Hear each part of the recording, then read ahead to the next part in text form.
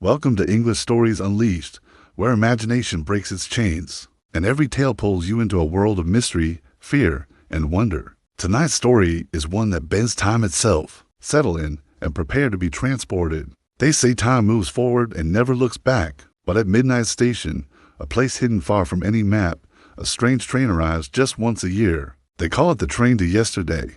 It offers a single ride to a single day from your past, a chance to relive a precious moment, or perhaps a chance to fix what you lost. But tonight, someone has stepped aboard with a plan darker than the night itself, a scheme that threatens to unravel the very fabric of time. The passengers boarded one by one, their tickets glowing with a faint, ethereal gold light. Each person carried a heavy burden of painful memory, a deep regret, a single moment they desperately longed to change. A young woman named Mira clutched her ticket, her voice soft and filled with emotion. "I just want to see my mother again," she whispered to no one in particular, even for a moment. Nearby, a man named David stared blankly ahead, lost in his own past. "If I could just stop that argument," he murmured, his voice trembling. Maybe she'd still be here." Then came the last passenger. He was a man known only as Murdoch Keller. He moved with a quiet, unsettling stillness, his face an expressionless mask. In his hand, he held a ticket as black as coal. The moment the conductor saw it, his welcoming smile vanished, replaced by a look of deep concern. The train doors slid shut with a heavy, final thud, sealing them all inside. As the train began to move, its engines rumbling to life, the lights inside the carriage flickered ominously. The conductor stood before the passengers, his voice tense and low. "Ladies and gentlemen," he announced, "you will soon return to the day you have selected. But you must remember the one unbreakable rule.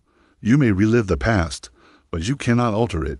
A nervous murmur rippled through the passengers. Mira, emboldened by her longing, asked, "But what if we try?" The conductor's gaze hardened. "Time punishes those who disobey," he warned, his voice dropping to a near whisper. A cold, heavy silence fell over the carriage. Every passenger seemed to shrink back into their seat, contemplating the weight of his words, all except for Murdoch Keller. In the dim, flickering light, his lips curled into a chilling, knowing smile. The train picked up speed, hurtling through the darkness, and a strange, deep hum began to fill the air. The windows, once showing the passing night, started to blur and shift. Distorted wind howled outside, and echoing whispers of forgotten memories seemed to seep through. The walls of the train, on the glass, dreamlike scenes from each passenger's life began to play out. There were birthday parties filled with laughter and cake.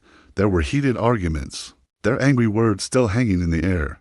There were funerals, shrouded in sorrow. It was a kaleidoscope of human experience, love, joy, and regret. But Mr. Keller's window showed something else entirely. It showed a building engulfed in flames. It showed chaos, and it showed the faint sound of screams. And on a calendar in the corner of the image, one date was circled in blood red ink. It was the day he had caused a terrible tragedy. And tonight, he had returned not just to relive it, but to change it. Slowly, deliberately, Mr. Keller rose from his seat. The other passengers watched him, their unease growing with every steady movement. He reached into his coat and pulled out a strange, metallic device. It wasn't a bomb, but something far more dangerous, a temporal shifter. A forbidden piece of technology capable of breaking the fundamental rules of time. His voice was a low, determined growl, filled with years of resentment.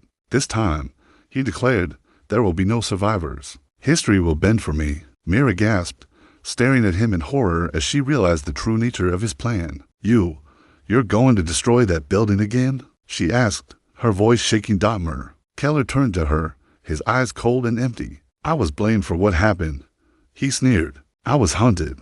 This time, I will erase the witnesses." David jumped to his feet, his face pale with fear. "You can't. You'll tear time apart, mister." Keller let out a soft, cruel laugh. "Then let it tear," he replied. Just as he finished speaking, the train screeched violently, a sound of metal grinding against metal that set everyone's teeth on edge. But it wasn't stopping. It felt as if the train itself was fighting back. The conductor gripped a nearby rail, his knuckles white.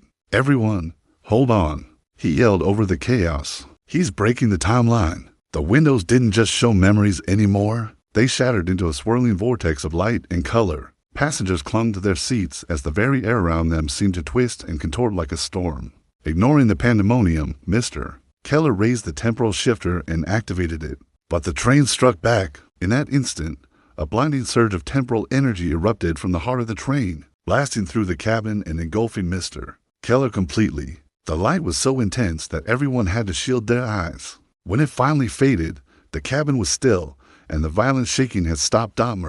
Keller was gone. He wasn't dead, not in the traditional sense. He wasn't alive, either. He had been erased, plucked from the timeline as if he had never existed at all. The train began to slow, its rhythmic clatter returning to a gentle, steady pace. The windows, once a storm of light, now faded to a calm, milky mist. The passengers sat in stunned, breathless silence, trying to process what they had just witnessed. The conductor, now calm, walked through the aisle. "You cannot change your yesterday," he said, his voice soft and gentle, "but you can learn to understand it." One by one, the passengers stepped off the train, not with the heavy regrets they had carried aboard, but with a newfound peace, a quiet acceptance. They were returning to their present with a lighter heart, all except Mira. She paused at the door and turned back to the conductor. "I saw her," she said, a tear tracing a path down her cheek, though her smile was genuine. "I saw my mother. I didn't touch the past, but the past touched me." The conductor simply nodded, a deep understanding in his eyes. The train doors closed, and with a final, distant whistle, it disappeared back into the night.